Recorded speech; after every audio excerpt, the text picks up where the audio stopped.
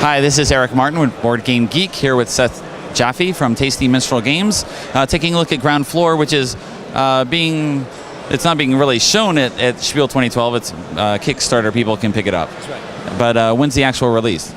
They're on the boat. I'm not really sure what the date is for the arrival, but I believe they're on a boat, and we'll get them as soon as they get there. Yeah. When the boat arrives. Yes. That's all we need. So what's going on in the game? We got the board set up here. Maybe you can give us just a brief overview of the game, sort of what the goal is, and then what we're actually doing as the. Sure thing. So everyone starts with their player board, which is their fledgling company, and here's an example here. You've got some actions on it, and what you're doing is you're building up your business, and as you do that, you're going to build up your actual building with floors, which will actually stack up like this, and your building will get taller over the course of the game. In order to build these floors, you need to collect money and information, those being the two currencies in the game. We have money and information, and you need both in order to advance everything. So the way that you go about doing that is you start out with one employee. You can hire more employees. Each employee gives you time markers, which you'll place on the board in worker placement fashion. You can place them on your personal board and get those immediately, the results of that. It's not as efficient as the main board, but it's also, no one can stop you and you get them immediately.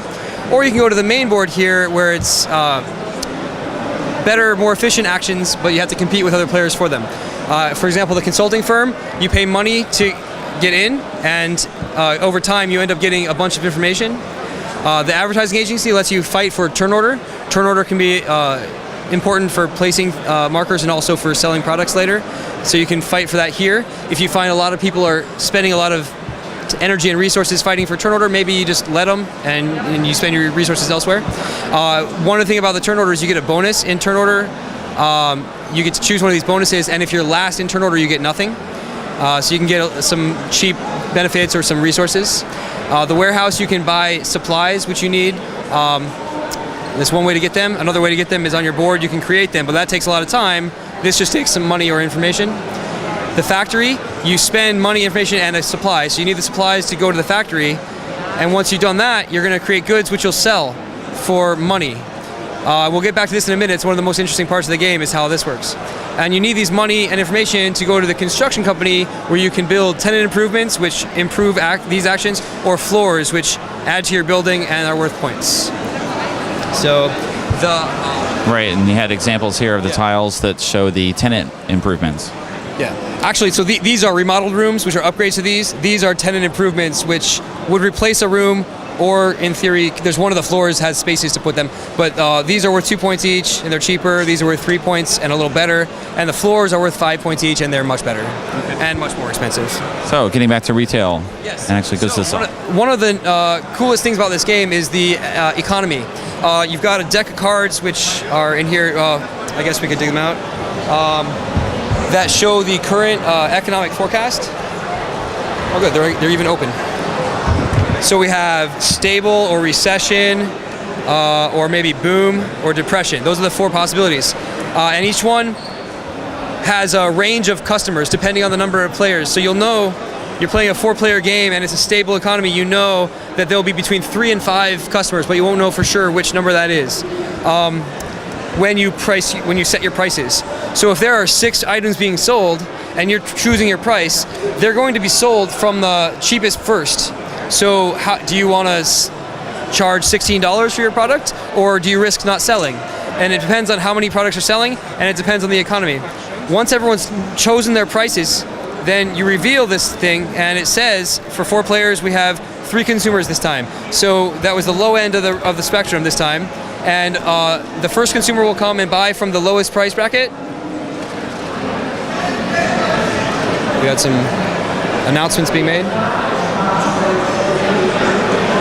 Everything goes on hold when this announcement comes on. You have to pretend we're in police squad. Holding the pose. Strike pose.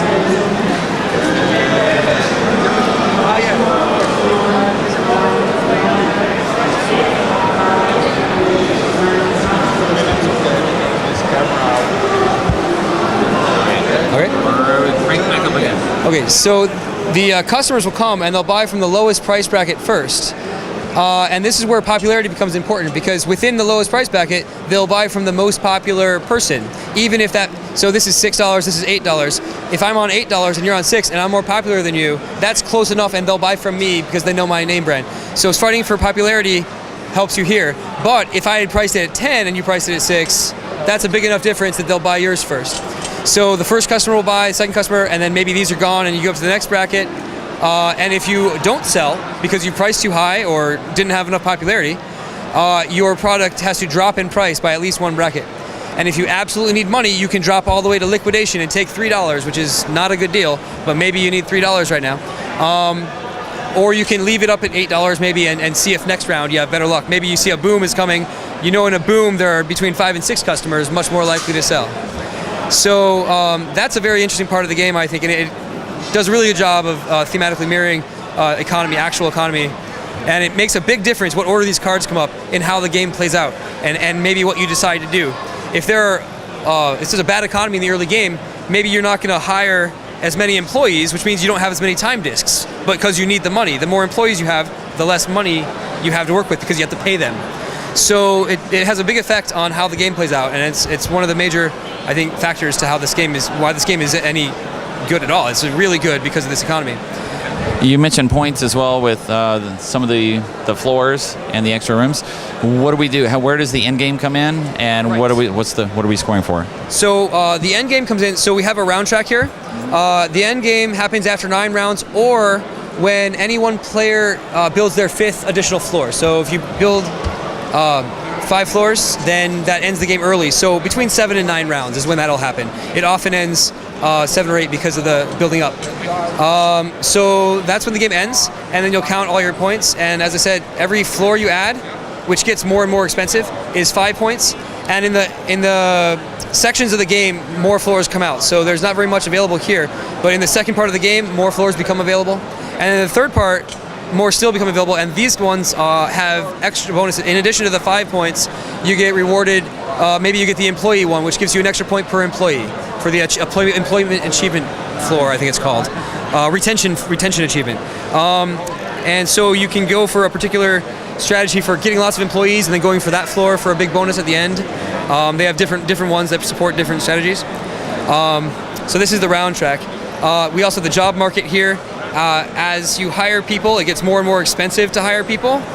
And then when you flip over the economic forecast card, in addition to consumers, it tells you how many people go looking for work. And so in a recession, more people come looking for work. Or in a depression, a lot more people come looking for work. But when there's a boom, no one's coming looking for work. So that affects how expensive it is to get the extra actions in this game. So that's about it. That's a lot going on in $1. Thanks very much for the overview. Good luck.